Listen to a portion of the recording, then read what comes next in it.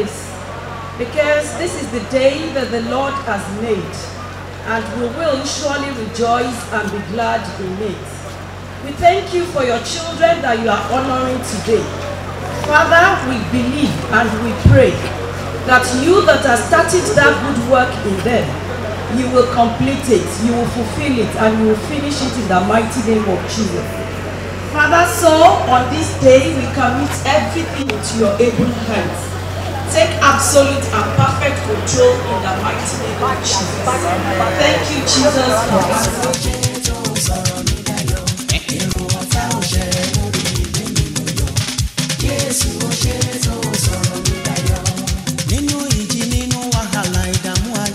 Before we commence on, let me introduce, and of course someone that we all love so much because of her diligence, because of her elegance, because she has touched so many lives. I'm talking of no one else but Honorable Mrs. Adijat Adeleye Oladapo. Moonlight Adeleye Ọba Nímọ̀lé, ọmọ tá gbàtà, ọba, wọn lọ́dọ̀ mọ́ tó yá, ó tún ro jẹ́ ẹnu ẹ̀, ó tún jàre. Mo kí gbogbo ẹ̀yin tẹ́ wà níbí nítorí ẹ̀gbọ́n mi ọ̀gá mi, èèyàn wa ẹni tí gbogbo wa fẹ́ràn púpọ̀. Mo tún ti ráyọ̀ ti gbogbo wa. Lágbára Ọlọ́run Èdùmàrè gbogbo ẹ̀dá tó wà níbí ló máa ráyọ̀ lẹ́yìn. Ẹ bá mi wẹni tó wà lẹ́gbẹ̀ẹ́ yín, ẹ má wò bóyá ọkùnrin àbóbìnrin. Ẹ kọ́ wá wọn gbàyà wálẹ̀ báyìí pé Ọlọ́run á fi ẹ́ lọ́kàn balẹ̀. Kò sí ṣòro, ẹ má wọrí ni mo sọ bẹ́ẹ̀. Ọlọ́run Elédùmarè á fi gbogbo wa lọ́kàn balẹ̀. Níbí lónìí mo láyọ̀ láti sọ fún wa wípé ẹnìkan ṣoṣo tó ní ayé àti ọ̀run, òun náà ni màmá wa dókítà Àánú Olúwapọ̀ aya Bankole. Wọ́n ti bá wa pè wọ́n sáàrin wa. Mo dẹ̀ ní ìdánilójú wípé Ọlọ́run Elédùmarè ó ti wà pẹ̀lú wa. Gbogbo àwa tá a jọ máa ṣiṣẹ́ papọ̀ lónìí lágbára Ọlọ́run ò ní kábàámọ̀. Gbogbo àwa tá a wà ń bí ilé tá a fi sílẹ̀ a ò ní délé bẹ́kún. Láyọ̀ tá a fi lé wa sílẹ̀ náà la máa padà lọ bá. Mo tún rẹ́yọ̀ mi Àdíjá, olólùfẹ́ mi ọ̀wọ́n, gbogbo ẹ̀ tó wà ń bí ló fẹ́ kà. Inú ti ń bí tóbi o. Yorùbá yẹn ti ń pọ̀ jù ó ti ń jẹ́ aláyà. Over to you. I was just told that the chief launcher is here. I'm talking of Omo Babalowo himself, Honorable Oladapo Adebutu, a member of the Federal House of Representatives representing Remo Federal Constituency in Ogun State. Ladies and gentlemen, let us appreciate with a round of applause the chief launcher, and of course welcome him to our list. Ìgbìmọ̀ tó mójútó ìgbìmọ̀ sọ̀gbẹ́dìgboro ní ìlú Àbújá. Bákan náà mo kí màmá wa Ìyáàfin Adébútú, àwọn náà wọ́n ti wà láàrin wa. Ẹ káàbọ̀ sáàrin wa. Gbogbo àwa tá a ti wà ní ìkàlẹ̀ tí a ò tí ì dárúkọ wa sọ lẹ́ẹ̀kan pé gbogbo wa pátápátá ní ènìyàn pàtàkì. Lẹ́ẹ̀kan sí mo kí bàbá mi ẹni tó fún wa ní àǹfààní láti wà níbí lónìí. Akio Ọkọọlá Bàbáọlá Ọmọọlá Chief Ajayi Akin Ajayi, President Abeokuta Sports Club Abeokuta. Ushers, please help us locate Honorable Adijat Adeleye and usher him straight to the high table. Let him get seated. Nígbà tí wọ́n ń wọlé sáàrin wa, afẹ́fẹ́ àsìkò yìí pé gbogbo àwa tí a jẹ́ ọmọ ẹgbẹ́ àti onílé ní Abeokuta Sports Club pátápátá, ẹni iwájú ni wá, a kì í ṣèrò ẹ̀yìn. Ẹ jẹ́ kí a bọ́ síwájú kí a fi ara wa hàn. Mo kí gbogbo àwa tá a wá láti ìlú Èkó, ìlú Ìbàdàn, Amẹ́ríkà, London, Afghanistan, gbogbo ẹ̀. Ẹ káàbọ̀ sáàrin wa. Ìfẹ́ tẹ́ ní sí wa lágbára Ọlọ́run àwọn ìjọra wa lójú. Mo tún rẹ́yọ̀ mi Àdíjá, onírẹ̀lẹ̀, ó fẹ́ràn gbogbo ènìyàn, ó ń kó àwọn èèyàn mọ́ra, ó ń gbé àwọn ọ̀dọ́ lọ́wọ́ sókè. Ẹ̀yin náà níbi tẹ́ ẹ wà yẹn máa rò ó, ayé mélòó lẹ ti fọwọ́ kàn. How many lives have you touched? Ṣé táwọn èèyàn bá gbórúkọ yín, kì í ṣe pé ṣe náà kò ṣe ṣàràṣà pé useless wúlò for nothing. Àbẹ̀ní ìyàn wọ́n torí pé gbogbo ènìyàn ló fẹ́ràn yín ni wọ́n ṣe wà níbí lónìí. Mo dúpẹ́ lọ́wọ́ Ọlọ́run fún ìgbé ayé yín. Lágbára Ọlọ́run ò ní jọra rẹ lójú o, ẹ ò ní ṣubú débi tẹ́ ẹ máa dànù. Iwájú lọ̀pá ìbùtì ń ré sí, iwájú lẹ́ẹ̀ máa lọ. Okay, my name is Dayo Amusa, and I'm at the inauguration for Honorable Adijat Adeleye Oladapo. Honorable Adijat is someone I respect so much. She's someone I admire so much. And she's a woman I look up to. she's a mentor, she's a friend, she's a sister, and I wish her all the best in all she lay her hands. Thank you. I will call myself an older brother to the celebrant, Honorable Adijat Adeleye. Yeah. Honorable Adijat, like I said, is my sister, a younger sister, but I also admire her a great deal. I admire her principled politics.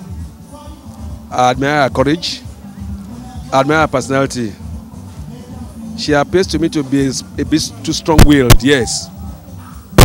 But I think beneath all of those hard disposition is a very, very gentle and admirable sister.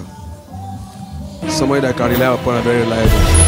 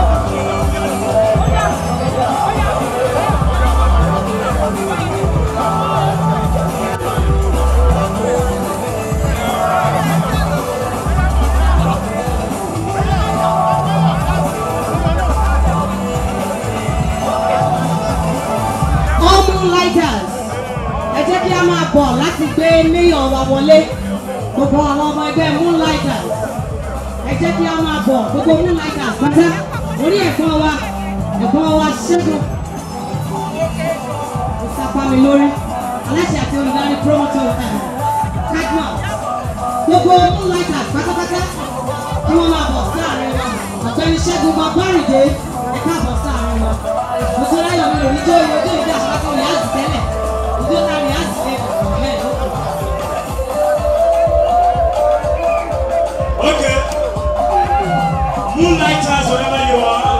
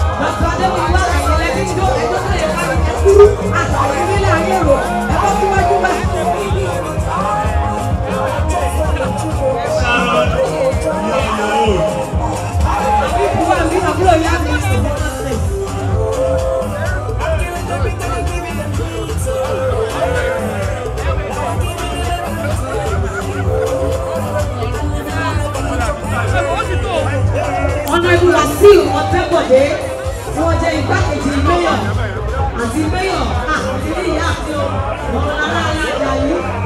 In no particular order, other dignitaries invited and all protocols observed. I have my speech on page 36 of the program. You can read along with me. It has been my honor, pleasure and joy and an experience which I will always cherish to serve as the 12th mayor of Moonlight section. When I first started as a mayor, I had a few simple goals, and the first on the list is unification, which is a cardinal point during my campaign program.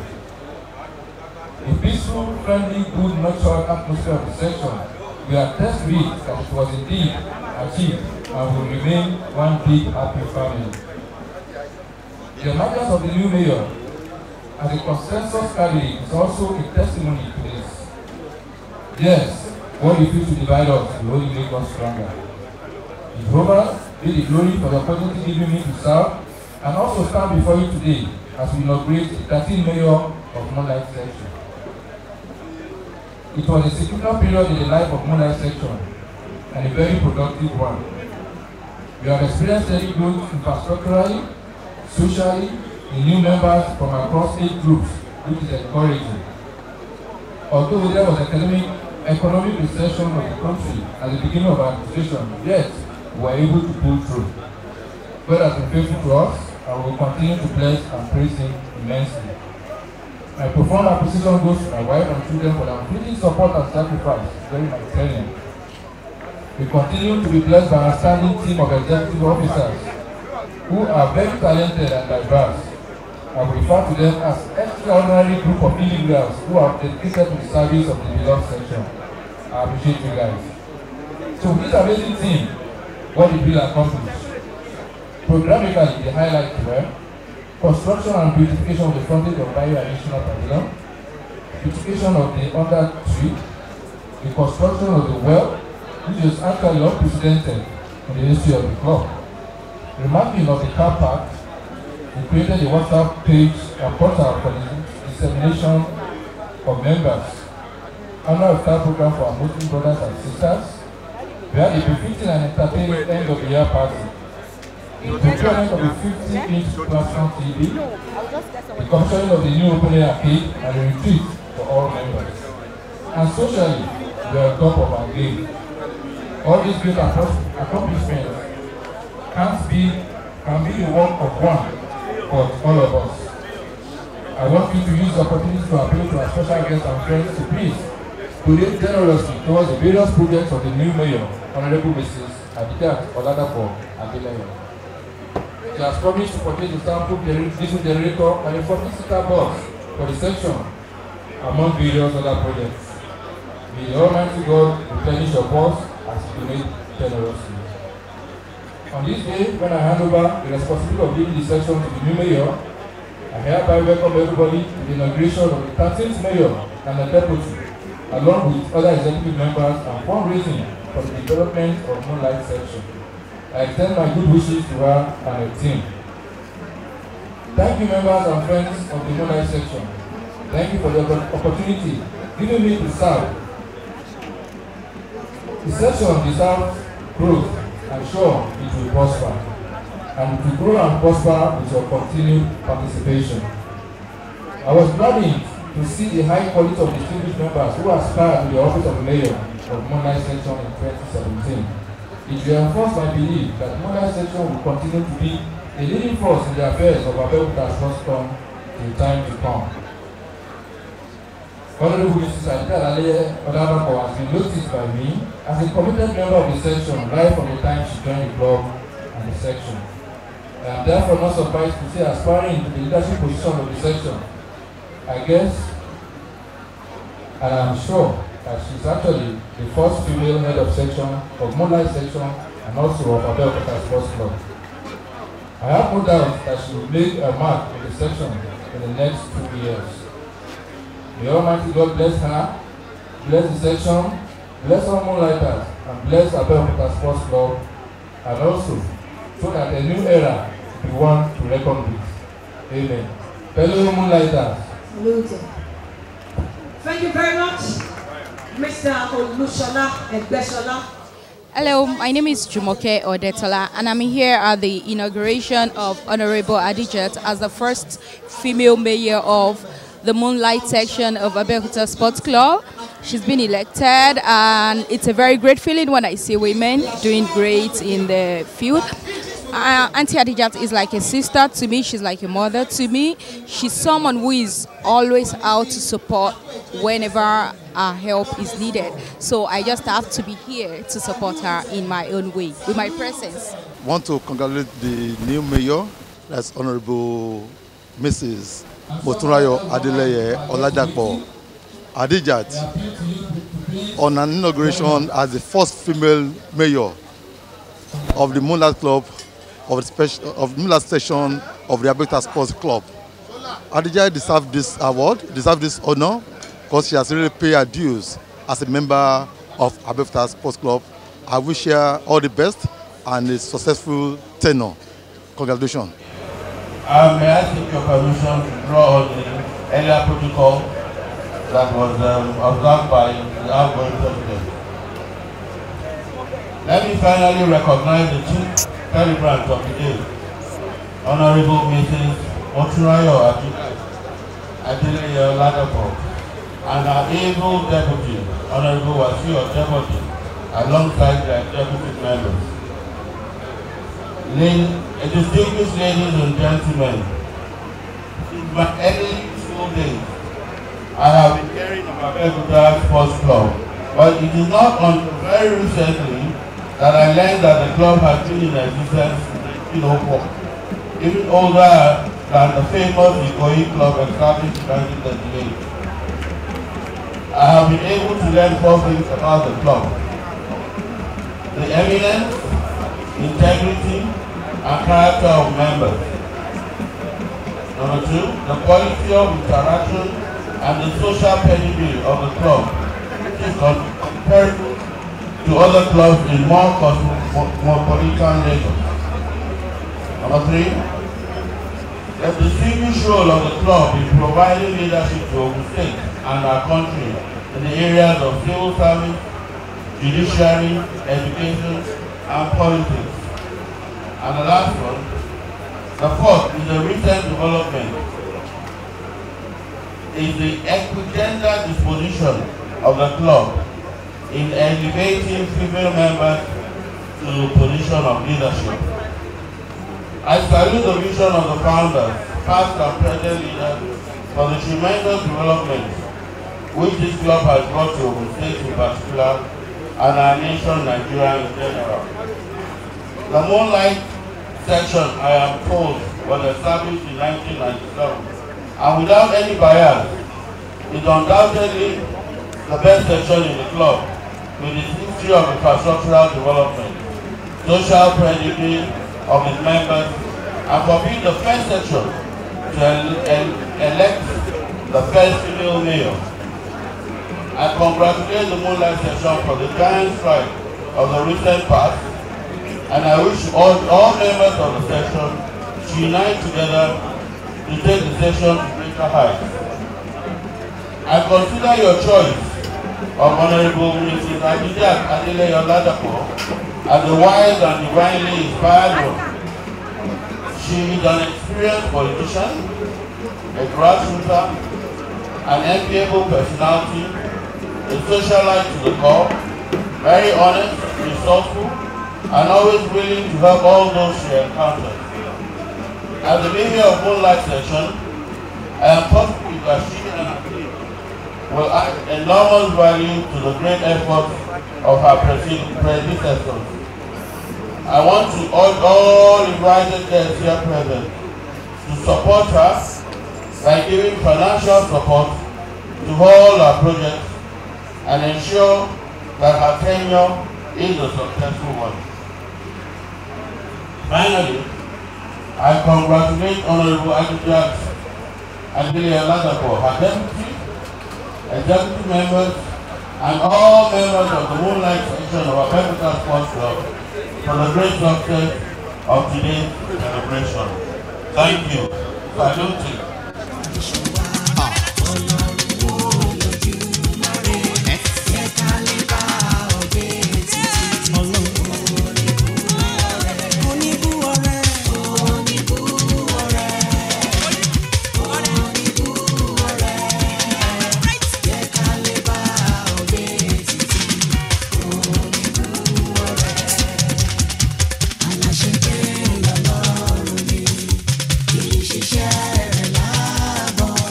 I'm here at Abeokuta today to celebrate with Honorable Adijat Adeleye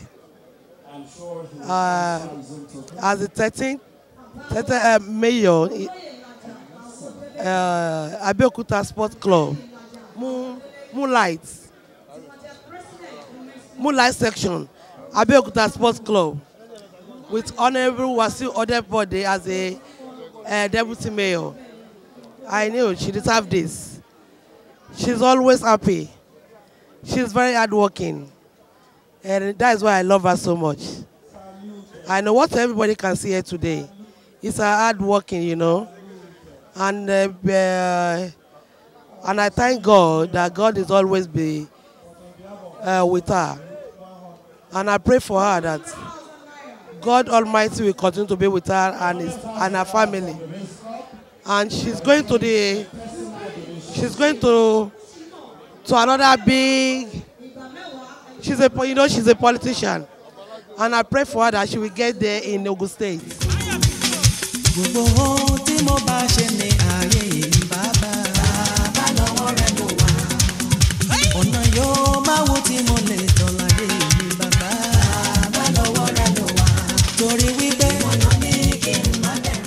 This is the citation of our mayor, Honorable Moonlight Adijat Adeleye Oladapo. Honorable Moonlight Adijat Adeleye Oladapo, who is the first child of her parents, was born on June 7, 1976, to a humble but disciplined family. She had her primary education at Methodist Primary School, Agege, Lagos State. She started her secondary education at Lagos Baptist Secondary School, Orili Agege, but completed her secondary school at Iju Grammar School, Iju Station, also in Lagos State. As a result of her humble background, Adijat started fending for herself and her siblings at a very tender age. Despite her challenging upbringing, she was determined to acquire formal education. In 1998, she obtained a diploma in Yoruba linguistics from the prestigious University of Lagos. She at times trek a distance of about 3 kilometers to and from Yaba to Akoka. Adijat Adeleye Oladapo perhaps had a premonition that she has a great future ahead of her. So she was determined to acquire more knowledge. She did accounting at the Institute of Chartered Management Accountants. Today, she is an associate member of the Institute. Combining the financing and upbringing of her siblings with self-sponsorship for a very young lady was no mean task, but visionary, focused and determined. Adijat broke the barrier. Today, Adijat has a postgraduate diploma in public administration from the Olabisi Onabanjo University, OOU, in Ogun State. Honorable Adijat Adeleye Oladapo's advent into politics was accidental. She joined politics from the lowest party level, the zone, at a very young age, about 24 years ago, while she started active politics with the UNCP in 1996. She later moved to the Alliance for Democracy, AD, in 1998 after a brief stint in the APP. She became the woman leader of a ward in 2002. She later joined the People's Democratic Party PDP in 2003. In 2004, she was appointed consultant to the chairman of IFO local government on community development matters. She, however, resigned in 2006 to contest for the primary election to the State House of Assembly with 5 other aspirants and won, despite being the youngest among them. She further won the general election to represent the good people of Ifo 2 states and constituencies in the State House of Assembly under the platform of the People's Democratic Party (PDP). Due to the immeasurable contributions she made within the first 4 years, she recontested in 2011, now under the Action Congress of Nigeria (ACN), and won again. Honorable Adijat, a 2-term member of the State House of Assembly, was a member, and in fact the only female member, of the famous G15 in the 6th Assembly. Adijat means different things to different people. Yes. To some, she is a patriotic politician. Others see her as a troublesome lawmaker who loves challenging the powers that be. But one thing that is synonymous with her is a passion and desire to see that the people are not deprived of their right at any time. This she can do by putting her life on the line. She is a grassroots politician who loves to be in the midst of her people. Her philanthropy transcends politics. She has never failed to recall her humble background, which reminds her of the fact that some people are currently where she was. Hence, her decision to touch positively as many lives as she can. Adijat, a one-time thrift collector, believes that life is only worth living when you can put a smile on other people's faces. Among the major and unprecedented achievements of the Honorable Adijat while she was in office was the 2 free ICT centers in Mubarak and Lambert areas of her constituency. She built, equipped, and absolutely funded the centers from her salaries and allowances. Hundreds of youth and adults benefited from this program.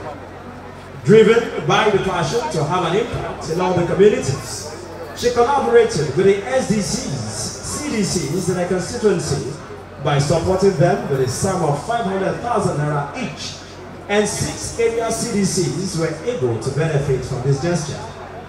On February 21, 2013, she started a free medical care program in the name of Hon Foundation, an NGO she established in memory of her late sister. On December 21st, 2013, she organized the first ever Christmas party for children in A42 state constituency. Based on a belief in teaching people how to catch fish rather than just giving them fish, she empowered many women and youth with Richard Cart printing machines. 200 women were trained in various vocational skills through her sponsorship. She gave out several motorcycles, sewing machines, and other vocational tools to people in her constituency. She donated a bus to the Area Community Development, ADCs, one to the Mechanic Association and another to the League of Imams and Afars in her constituency. Honorable Adijat Adeleye Oladapo loves to be held by her words, and whatever she believes in, she pursues by all legitimate means. She loves and wants things done according to laid down rules and regulations. She has proved over the years that she is a woman who cannot be intimidated, coerced, harassed, compromised, or blackmailed to do anything against her conscience. Hence, some call her Iron Lady, while some others call her Amazon.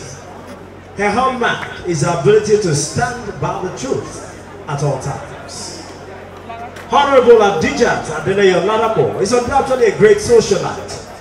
She joined the prestigious and oldest club in the west coast of Africa, Abeokuta Sports Club, over 8 years ago with club number 1762. She hitherto joined the Moonlight section in the same year to become the first female member of the section. Ever since she joined the club and section, she has shown commitment and passion that is rare and uncommon among women to club activities. She has no doubt contributed immensely to the progress of the section in particular and the club in general. Honorable Adijat, due to her contributions to her people, she has been honored with chieftaincy titles both at home and outside her state. She is the Ashiwaju Obìnrin of Agbado land, the Yeyoge of Igede Ekiti land, and the Okolomo of Akute land, among others. She has equally received several awards, some of which include Distinguished Merit Award by the NLC, Ogun State, Community Service Award by the Rotary Club of Okiono Egba, Most Influential Female by the Egba Youth Award, Special Award in Appreciation of Contributions in Developing Leaders of Tomorrow through free ICT training by Akute CDC, Award of Excellence by National Association of Nigerian Students, NAS, JCC, Ogun Axis, the Young Achievers Award, Media Friendly Award by the NUJ, Ogun State Council, Special Recognition Award for remarkable contributions to politics in Ogun State by the City People magazine, awards as the Pillar of Truth by FIBA, Ogun State, among several others. Honorable Adijat Adeleye Oladapo is currently a senior legislative aide to the Deputy Speaker of the Federal House of Representatives, Right Honorable Lason Yusuf. She is happily married to Mr. Shakiru Oladapo and is blessed with 2 wonderful daughters. It is my singular honor and great pleasure that I present to you a socialite by excellence, an erudite lawmaker, a philanthropist by excellence, a politician, a club woman to the core. Distinguished guests, your excellencies, ladies and gentlemen, Honorable Moonlight Adijat Adeleye Oladapo. You can do better than that. Appreciate her. Appreciate this woman of excellence. Honorable Adijat is a fantastic person, fantastic networker, and I'm sure that she's going to do well as the mayor of the Abeokuta Sports Club. I wish her very well. I know that she's going to do well.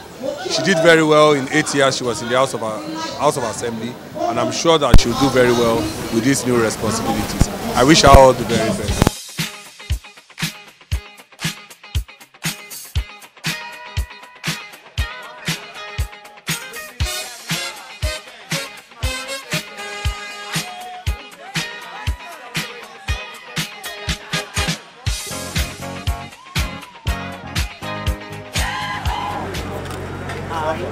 I, Honorable Adijat Adeleye Oladapo, do solemnly swear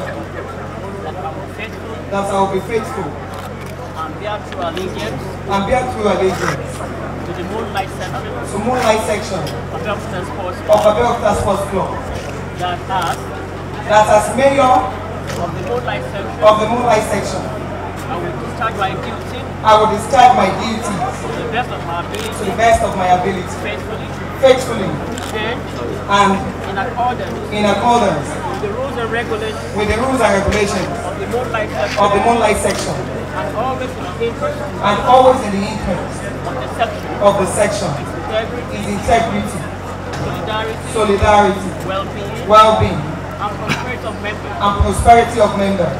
I will strive to preserve the fundamental objective of the section. I will not allow my personal interest to influence my official conduct, duties, and decisions. That in all circumstances, I will do right to all manners of people according to the law, without any fear or favor, affection or ill will. That I will not. That I will not. Directly or indirectly. Directly or indirectly. Communicate. Communicate. Or reveal to any person. Or reveal to any person. Any matter. Any matter. Brought under my consideration. Brought under my consideration. Or shall become known to me. Shall become known to me. As the mayor of the section. As the mayor of the section. And I will devote. And I will devote. Myself. To the service. And well-being. And well-being. Of members. Of the Moonlight section. So help me God.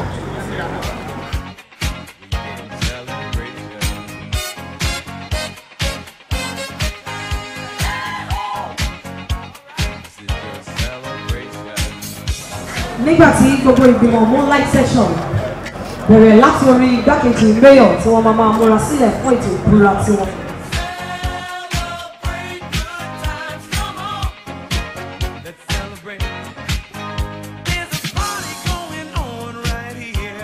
Igbákejì mayor àwọn ni wọ́n máa ṣe ìbúra lọ́wọ́lọ́wọ́ báyìí.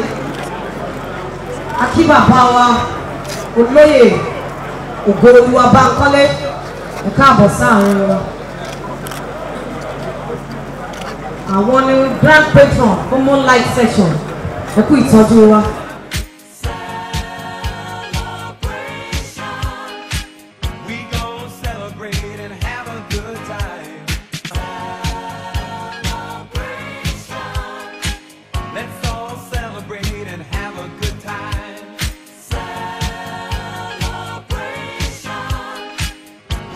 I, Honorable Wasiu Adeleye, do solemnly swear that I will be faithful and bear true allegiance to the Moonlight section of Abeokuta Sports Club, that as the deputy mayor of the Moonlight section, I will discharge my duties to the best of my ability, faithfully, and in accordance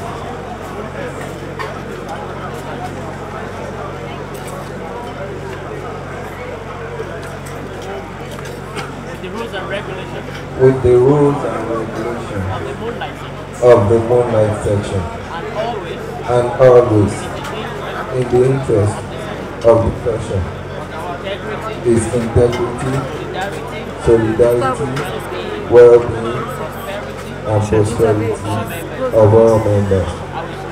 I will strive to preserve the fundamental objectives of the session.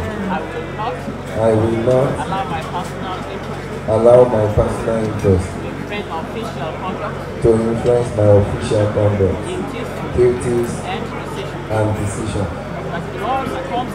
That in all circumstances, I will do right to all manners of people, according to the law, without any fear or favor, affection or ill will. That I will not directly or indirectly communicate or reveal to any persons, any matter brought under my consideration or shall become known to me as the deputy mayor of the Moonlight section, and I will devote myself to the service and well-being of all members of the Moonlight section. So help me God.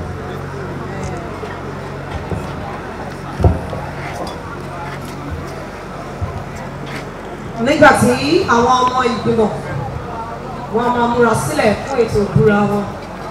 Mo ti rí bàbá mi dáadáa, olóyè Ṣàràfà Àtúndí Ìṣọ̀lá tí wọ́n jẹ́ mínísítà ní ìgbà kan rí.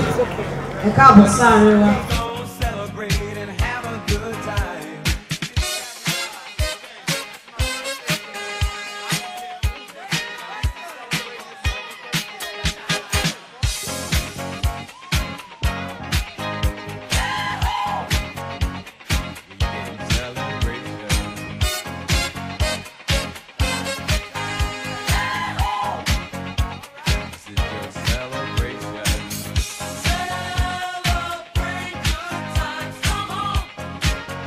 Well, first of all, I need to congratulate my own distinguished honorable colleagues in the person of Honorable Adijat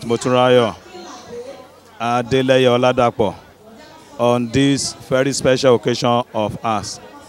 Indeed, Honorable Adijat is somebody with a big heart, somebody that is highly accommodating, somebody that is ready to do everything to render selfless service to humanity. So I'm not surprised for her to have attained this feat in the section.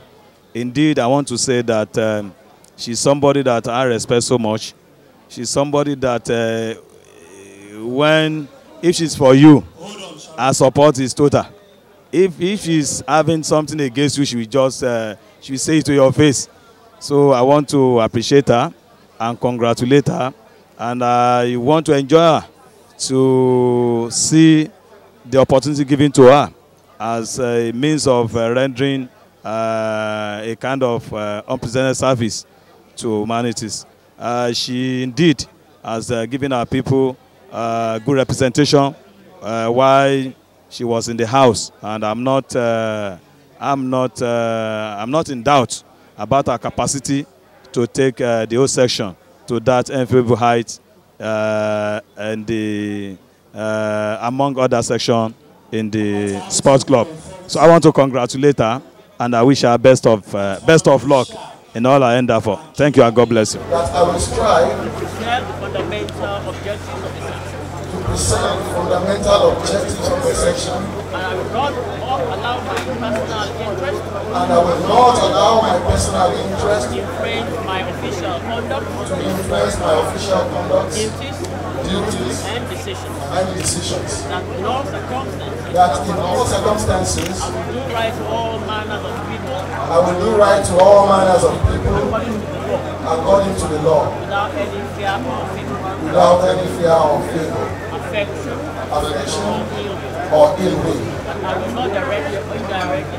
That I will not directly or indirectly. Appreciation. Mo dúpẹ́ oníbùwọ̀rẹ́ bàbá gbọ́ pẹ́ mi. Appreciation. Mo dúpẹ́ oníbùwọ̀rẹ́ bàbá gbọ́ pẹ́ mi. Fellow Moonlighters, fellow Moonlighters, fellow Moonlighters. I can see some people here missing. Mr. Salakon is not here. I will start mentioning your name. Where is he? Show Ránṣẹ́. Of course, he has no choice. Where is he? The Honorable, my mayor, I will not release this camp until I see him. Let him come to my front here. I want to see him. Salute the mayor, my friend. Why you are talking? Mr. Shina Oloyede, the night mayor. Oh, he's former. All right.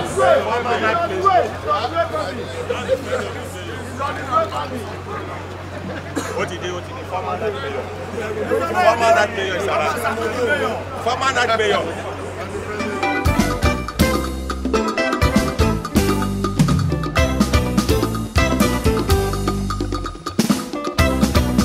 Honorable Adijat Adeleye Oladapo, we pray that your tenure will suit us. But before we start the ceremony, I want us to sing our anthem. Our patron, you are welcome, sir.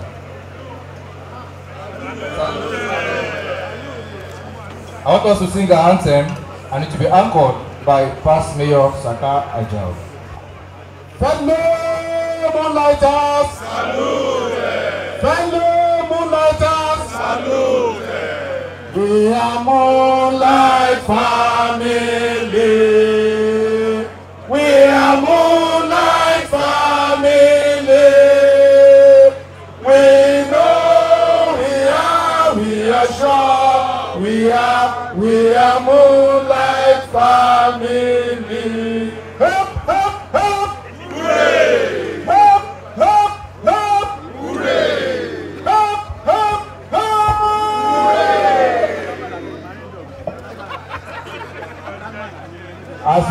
as my tenure is coming to an end, so also the tenure of the mayor has also come to an end. So, the friend of the mayor, please relinquish your post henceforth. We will inaugurate the mayor and the new friend of the mayor on a lighter note. So, by the power conferred on me, as the 12th mayor of Moonlight section, I hereby inaugurate and pass across to the new mayor the staff of office along with the medallion.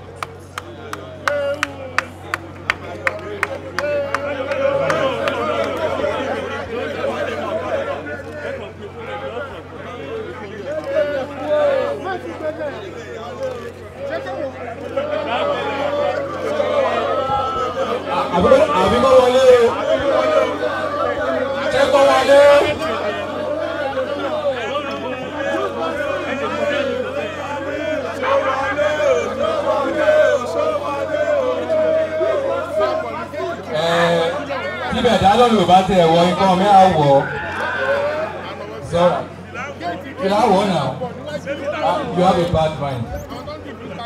Yes. To the glory of God, on behalf of all Moonlighters here, wish you well and please use your good office to bring the Moonlight family to greater heights.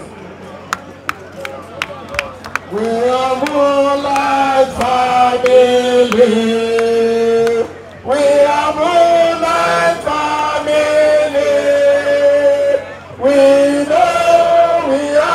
We are sure we are Moonlight family. Salute! Salute! Fellow Moonlighters!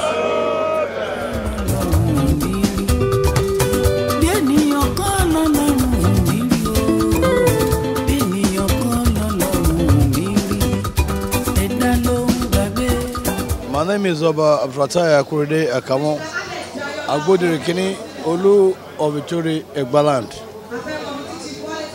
It's my pleasure to be here tonight to celebrate with Adijat Adijat. It's a distinct woman of the station. It's a woman that knows what she wants and she moves towards the goal. I'm here with my wife to celebrate with her so that we can give her the moral or necessary support, and I believe she has started very well. By the grace of Almighty God, God will be her strength. I greet everyone here present this evening. The protocol is going to be by law orders because we believe we are one big family. I will start with the chairman of the day, Mr. Bode Osebi, the MD Regency Men, Accra. The chief launcher of today, Honorable Abeokuta. The mother of the day is Stoyin Kolade.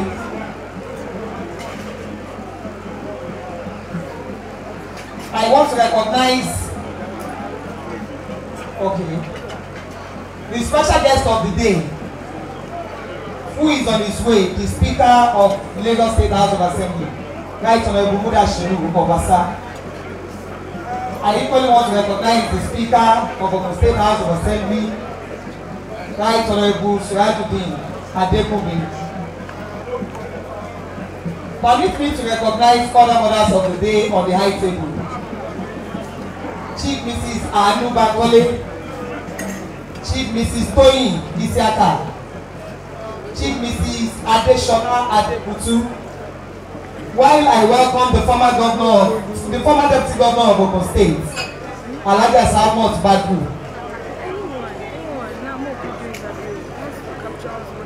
the immediate past mayor, former secretary to the state government of Ogun State, Alhaji Sharafadin Ishola. Please, I'm not doing this in any order. I can see a whole lot of people seated. Members of Lagos State House of Assembly here present. Members of Ogun State House of Assembly and their wives here present. my own brother, Mr. Kolade.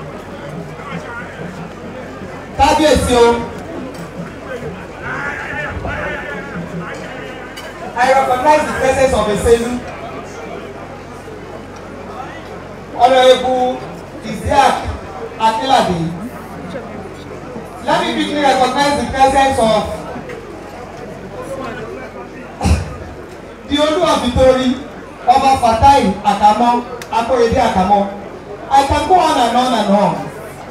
If I want to continue, we are not going to leave this place here today.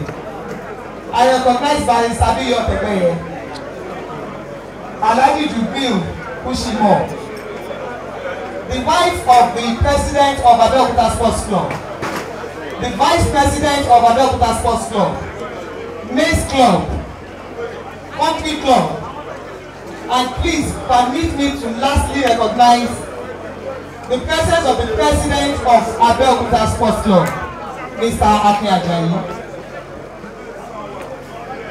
For I know the thoughts I have towards you, thoughts of peace and not of evil, to give you an expected end. In all things, give thanks, for it is the will of God concerning you. Life has taught me quite a number of things, but one of the most enduring lessons of life is that if you can dream it, you will have it, provided you have the tenacity and courage to pursue it. Unfortunately, only few people are endowed with such traits. With utmost humility and immense gratitude to God, I want to respectfully declare that I am one of the few that were so privileged, and our gathering here tonight is a confirmation of this fact. Today, history is in the making, myths have been broken, and the erroneous impression that Abeokuta Sports Club is unfriendly towards the women folk has been perpetually laid to rest. I am very excited that you are part of this historic event. I would therefore want to start by thanking the Almighty God for the privilege of becoming the 13th mayor of Moonlight section and the first female head of section in the famous and prestigious Abeokuta Sports Club since its creation in 1904. I thank God for his favor and grace. This is indeed the Lord's doing, and it is marvelous in our sight. Also, let me on behalf of my team humbly seize this opportunity to express our profound gratitude to all members of this noble section for entrusting the leadership of our male-dominated section to us for the next 2 years. We thank you for the confidence reposed in us. We shall not let you down. We equally want to specially acknowledge the contributions of our past mayors in making Moonlight section an enviable one in the club. You all wrote your names in gold. I recognize the presence of the patron, Chief Ogolua, for your contributions towards the development of the section.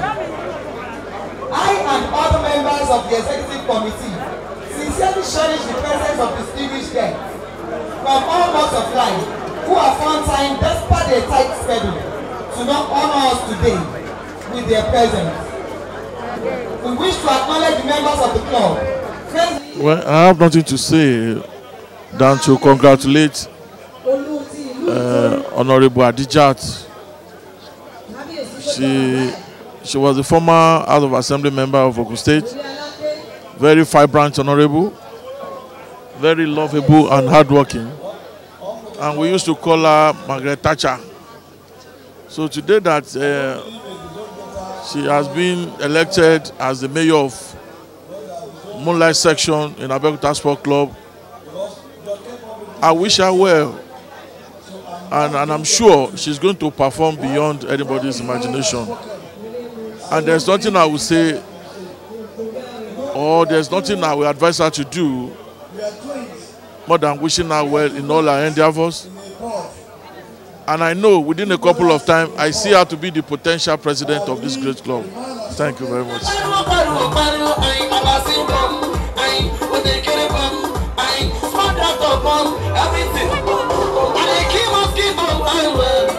We're here somewhere in Abeokuta for the inauguration of my amiable sister, Honorable Adijat. Yeah. As the new elected mayor for our club.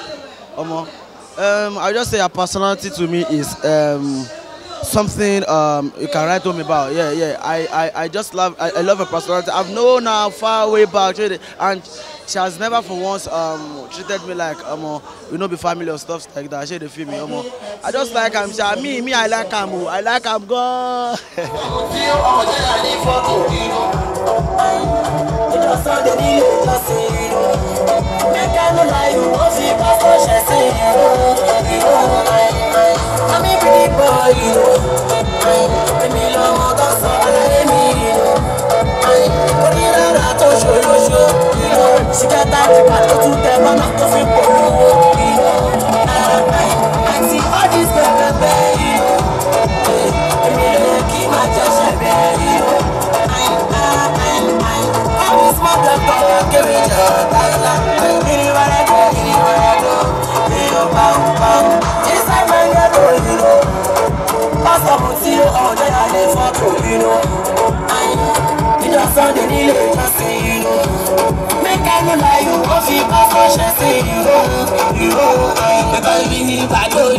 And I'm getting the dough, and I'm killing the show, I want the whole of the show, kill my soul, we can go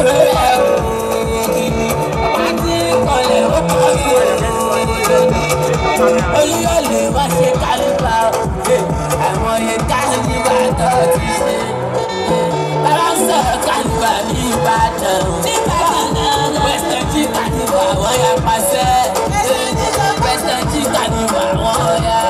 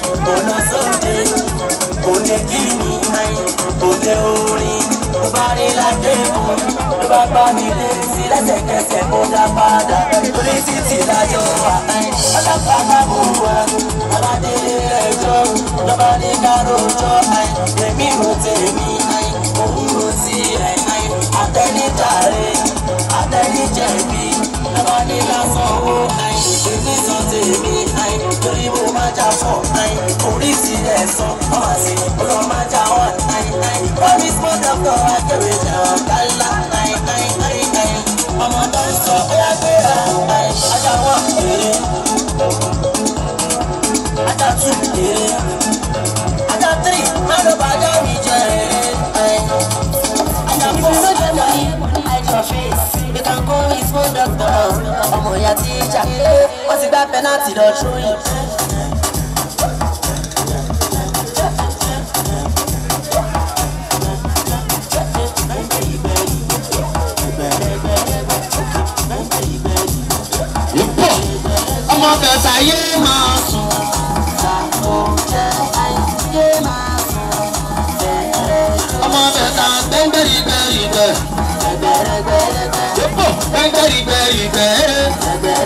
Ìjọ tí mo ṣe lọ́nà tó ń pariwo. Èmi ń kọ́, ọ̀la ń kọ́, ọ̀túnla ẹ̀wẹ̀. Àwa la nílùú wa torí ẹ máa jó lọ. Ọmọ ìyá jíjà, àwọn ẹjọ́ sí wọlé, wọ́n tún gbé wọ́tà bọ́ọ̀tù wọn dá. Ó yá yé máa sùn, yé máa sùn, bẹ̀rẹ̀ jọ. Ó yá gbẹ̀ngbẹ̀rìgbẹ̀rìgbẹ̀, ẹgbẹ̀rẹ̀gbẹ̀rẹ̀gbẹ̀, gbẹ̀ngbẹ̀rìgbẹ̀rìgbẹ̀. My belly, my head, my belly,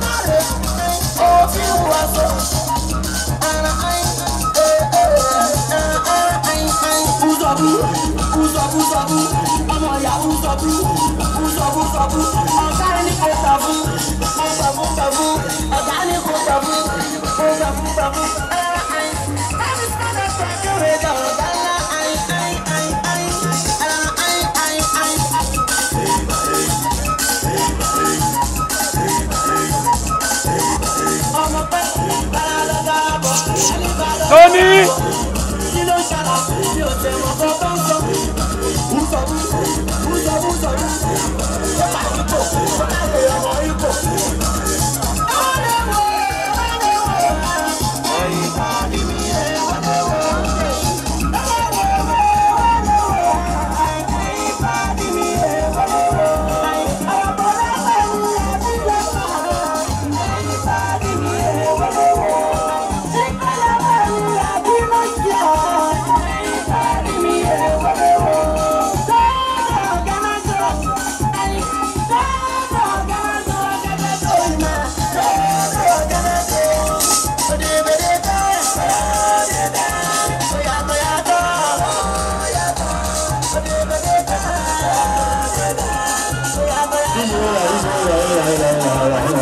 God bless everybody. Thank you for having me. God bless you, Honorable Adijat. Thank you very much.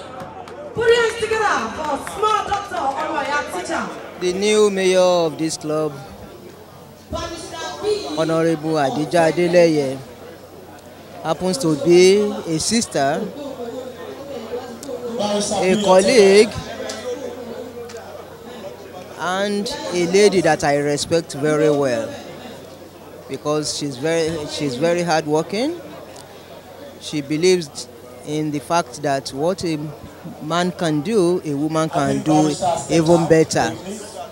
And that is why my advice to her is that she should try and make sure that whatever she is doing, the projects that will be handled during her own tenure must be a landmark, achievable project, so that it will be said and it will be recognized that really what a man can do, a woman can do, and even do better than a man. Excellency, the former Deputy Governor of Abia State, Chief Mrs. Sagmoba, the President of this noble organization, the Vice President and the distinguished members of this noble organization, our cabins in attendance, our leaders and elders in attendance, distinguished guests, ladies and gentlemen. First of all, I want to congratulate my own distinguished honorable colleague, Honorable Adijat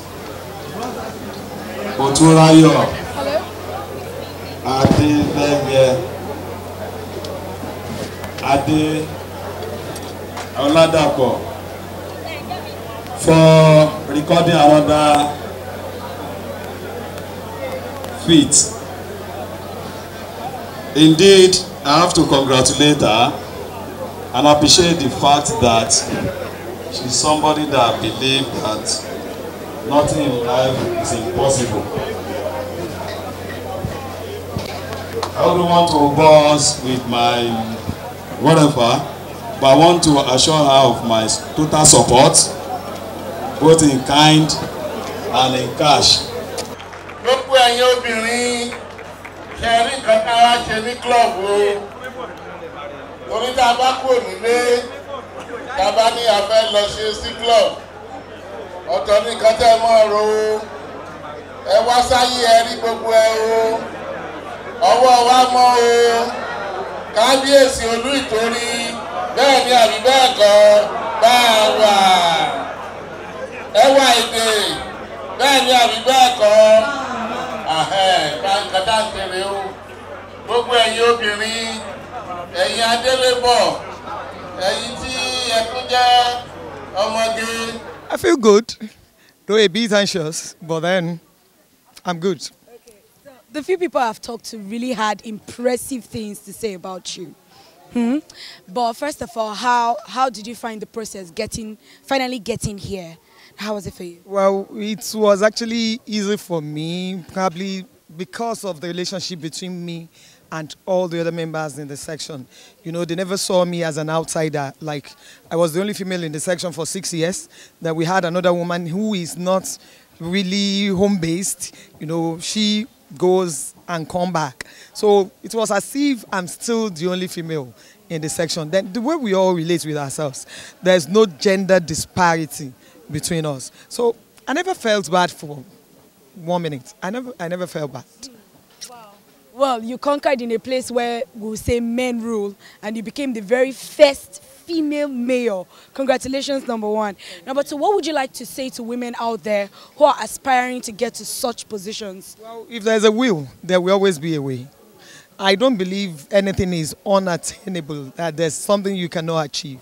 If you put your mind to it, with humility and with prayers, you can always get there. Okay. All right, so after this, do you have any vision of going to somewhere higher, probably governor, president? Do you have any plans for that? Everything is in the hands of God. He directs our paths. When I lost the election in 2015, some people felt, oh, that was the end. Well, I just faced another setup and I started another phase, totally. And for now, politics is behind, you know. I've put politics on one side. I'm now more of an Abeokuta Sports Club person and Moonlight section mayor. 2019, politically, well, like I said, God directs my path. It is whatever He says. Okay. And, you know, even when you want to do something, when God says no, there's nothing you can do about it. So the best thing for you at any point in time is to wait for the directive of God. And I know He will surely direct me to the right path.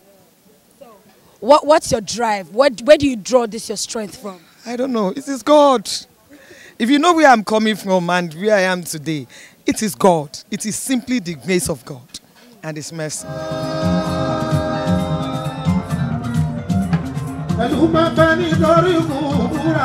Adijat Adeleye.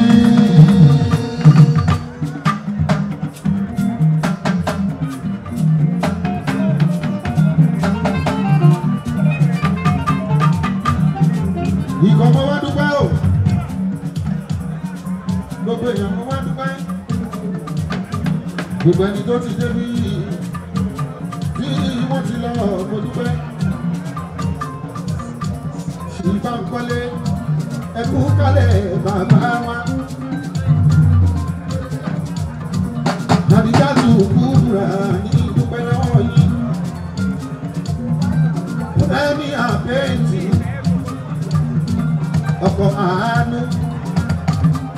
Mẹ́sìlá dàrẹ́kítọ̀, mẹ́sìlá dàrẹ́kẹ̀s. Dọ̀kọ̀ tìyàwó. Ilé ìwé tó ń gbàmọ́ lẹ́dùkéṣọ̀n tó ń dúró kiri. Sọ́mọ ń gbọ́ràn nínú ilé tó gbóyìnbó tó ga. Ìdírí ilé yẹn fọmọ sí. Àánú ọlọ́wọ́n bá onípadà lẹ́yìn ẹ̀sìn bá ń kọ́lé. Ẹ̀yọ̀nú Ọlọ́run kò ní kúrò lọ́rọ̀ ẹ̀sìn bá ń kọ́lé. Èyí ni mo kọ́kọ́ ní òwúrọ̀ yìí. Òjò tí ń pa àkùnbọ̀ ọjọ́ ti pẹ́. Èèyàn tó bá fọ́ láyé tọrọ, á náwó láwùjọ ọdún mẹ́wàá.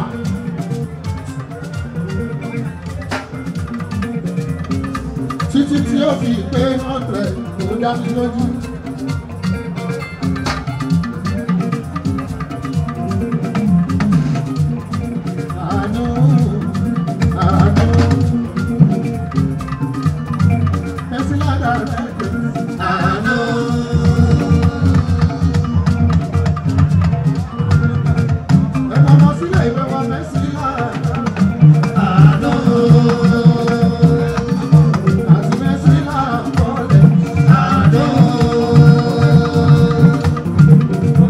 Èèyàn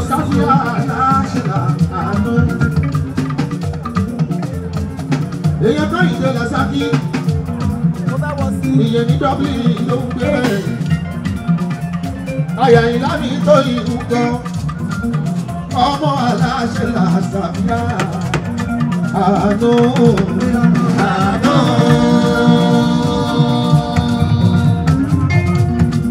Mẹ́sì ládà rẹ̀ jẹ́. Àánú.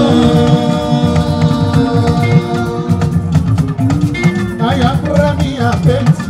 Àánú.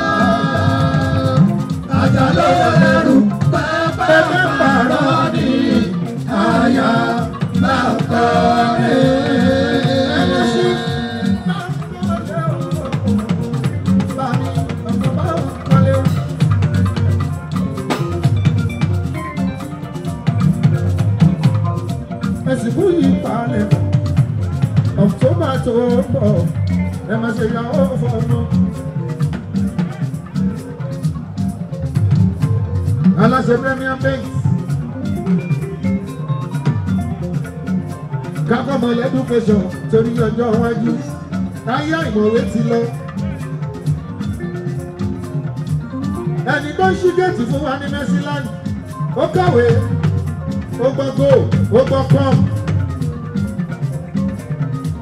torí ẹni ò gbọ́ go tí ò gbọ́ com tí o lè ka ní òsì pépà kò lè ka wé Aláròyé lásán. Wọ́n ò lè gbà wọ́n ní géètì máa nù. Wọ́n ò lè gbà wọ́n ní kíláàsì lásán. Kó má lọ gbá dọ́kúmẹ̀ntì dànù. Kó má lọ ta dọ́kúmẹ̀ntì fẹ́lẹ́pà. Kó má lọ ta dọ́kúmẹ̀ntì fóní kúkúrú. Èmi àpamọ́ sí Mercyland o. Iléèwé wọn wà ó dúró kiri. Ọkọ̀ àánú wọ́n mọ̀ bá ń kọ́lé. Bàbá mi pàtàkì ọmọ bá ń kọ́lé. Pàtàkì ọmọ bá ń kọ́lé. Gbogbo lọ́ba lọ́ba ẹ kú kalẹ̀ Àdìjá ní dúpẹ́.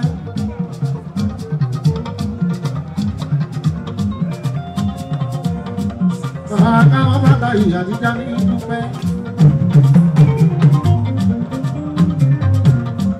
Ẹkùn ọkọ Lábísí tí ń jẹ́ bára àkàtù. February tó ń bọ̀ àjọ ń lọ sí Saudi. Lábísí bẹ́bí ayaba Àṣàbí ń kọ́.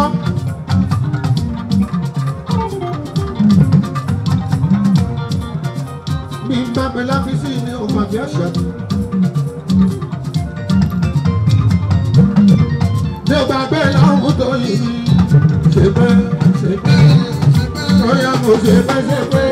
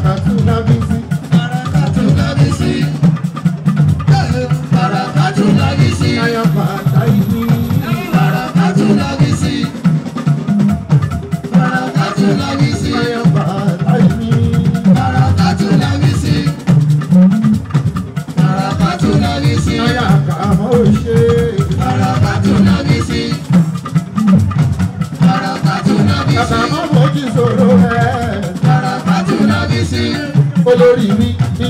Barakatu Lamisi. Ìyá mi. Barakatu Lamisi. Ìyá rẹ̀ wọ́n. Barakatu Lamisi. Lamisi. Barakatu Lamisi. Lamisi.